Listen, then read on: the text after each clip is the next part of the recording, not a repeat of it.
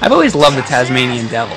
For as popular a character as he is, it's disappointing to know that he didn't even appear in very many classic Warner Brothers shorts, but that sure hasn't stopped them from making a boatload of video games based around him. The first was for the Atari 2600. It was just a simple arcade-style game where you try to grab as much food as you can without smashing into hazards. I actually love this game. It's a lot of fun, and it's a testament to how you don't need great graphics to make a good game. That said, it hardly even has anything to do with the character Taz. You could replace the tornado with a mouth, and it really would make no difference. The first Tasmanian Devil game I remember where Taz really looked like the Taz we knew from the cartoons was Taz-Mania for Super Nintendo. You know, the one where you just run down the road endlessly and nothing else happens. Seriously, all you do is go down the road, spin and avoid obstacles. You eat birds on the road which replenish your spin meter, and sometimes you'll hit an obstacle like a bus or whatever, but that's about it. It was one of the worst SNES games I remember playing as a kid. The Super Nintendo was known for its high standards and awesome games, but apparently not with Taz. I'd really love to elaborate more on the SNES game, but there's really nothing more to say about it. You just run down the road. Maybe they got Taz confused with the Roadrunner. So here's Taz-Mania for the Game Boy. When you start the game, it says Taz-Mania in Christmas Island Capers.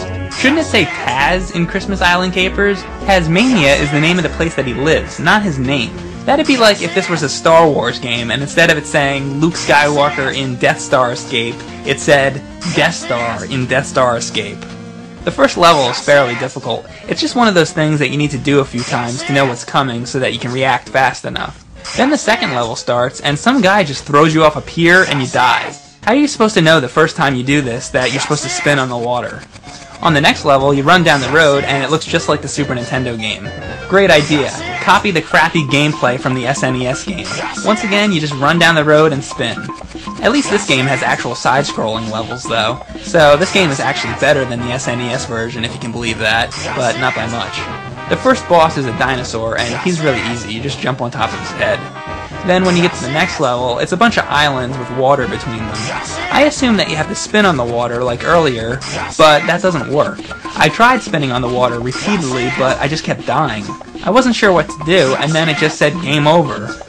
I couldn't find any info online on how to beat this, so on to the next game. Taz-Mania 2.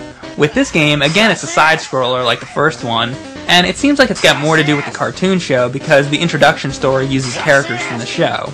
You collect rotation symbols to recharge your spin and collect little balls, and if you get enough of them you'll get an extra guy, and it's just really basic stuff so far.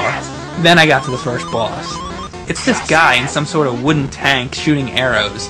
I tried my best to kill him, but I just couldn't do it. I'm not sure what you're supposed to do here. I tried jumping on top of his head and spinning on him, but it didn't do anything. I can't figure out how to hurt him. So, once again, I'm stumped. Can't get over the water, can't injure the boss. These games are so simple and basic, you think it'd be self-explanatory, but nope. Then there was the Tasmanian Devil Munching Madness on Game Boy Color.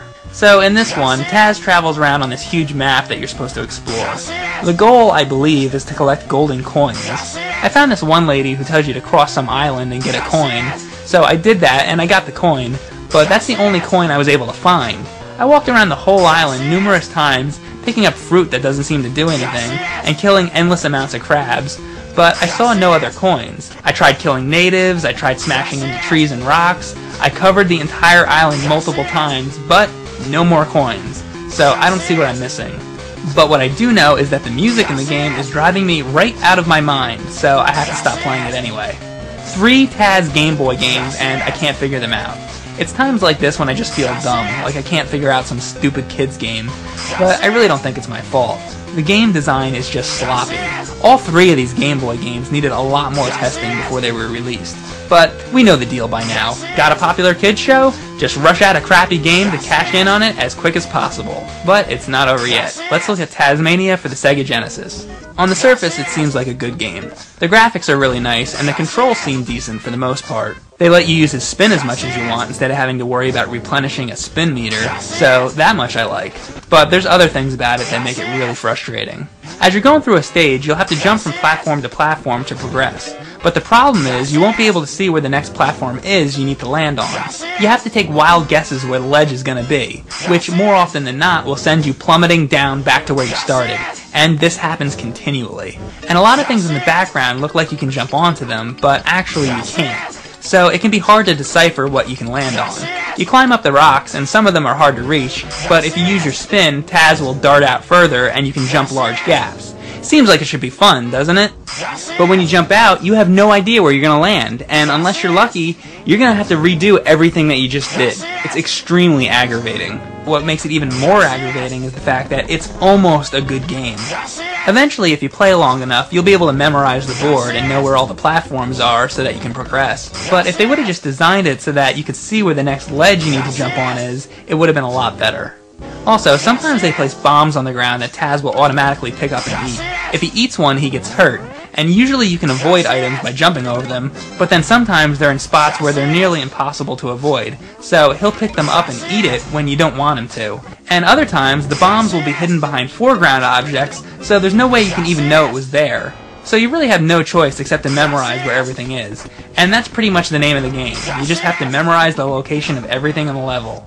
I don't particularly like this style of gameplay because it just takes too much time to try and memorize everything. Still though, it's better than the Super Nintendo game. If you're willing to put in the time it takes to memorize the levels, it's probably not too terrible, but it's certainly not anything special. But the best Tasmanian Devil game that I've played is Taz in Escape from Mars on the Genesis. It is a lot like the first game with great graphics and control, but this time it's not plagued by terrible platforming design. The plot is based on old Warner Brothers cartoons, not the Tasmania TV show, which I really like. The intro seems a lot like the cartoon Hairway to the Stars, for example. I was always more of a fan of the old Taz cartoon shorts, more so than the 90s animated series, so right off the bat I'm happy with the theme. Taz travels from planet to planet, visiting Mars, the Mole World, and Planet X, and those are all good, but later in the game you end up in Mexico and a haunted house. That seems to stray away from the whole outer space concept the game is initially centered around, but I don't mind too much. The level design is well done, and the areas are large, like giant labyrinths. Some of them remind me of level 7-9 in Super Mario Bros. 3, the way it's laid out. It's just a big maze. A lot of creativity went into making this game. Sometimes you'll eat a potion that'll turn Taz small. That'll get you through small passages, but it'll also hinder your ability to burrow through the ground, so you gotta watch out. On the mole level, you'll be chased by a giant machine with chainsaws, and you'll have to make it to the end before it does. Come on, Taz, hurry up and eat the sign! Ooh! The entire game has a vibrant, cartoony feel, and it really seems like you stepped right into a Warner Brothers cartoon. My only complaint is that the music isn't very memorable. It's not terrible, but it's not anything special. I'm really happy with the controls in this, because you get to do everything you'd want to be able to do with Taz. With the spin, you can kill enemies, break through walls, he bounces up walls, almost like a wall jump, and if you get up enough speed, you can actually travel straight up a vertical wall, and even go upside down, almost like Sonic the Hedgehog. And the boss fights are all pretty cool. You have to figure out how to kill each one of them. Like for the bullfight, you need to jump over him so that he smashes into the wall. Or for the final fight with Marvin, you need to hit the gold thing on top of his head, but it's insanely difficult because you have to jump onto his elbow and shoulder platforms, but you'll get hurt trying to do that, so you'll really have to have the controls mastered to do this. My favorite boss battle in the game is at the end of the haunted house. You get to fight Gossamer from the cartoon Hair-Raising Hair. You spin all over the laboratory until Gossamer stops moving, then you spin attack on his head. Eventually he'll sit down in a chair. That's your cue to pull the switch, whereby you swap brains with him and you actually become Gossamer for a short time. Then you can control him and jump up and attack the Doctor's machinery to beat the board. That's just one example of how this game is a great tribute to the old Warner shorts, and it delivers on gameplay at the same time. Escape from Mars once again lives up to the system's motto, Genesis does what Nintendo don't.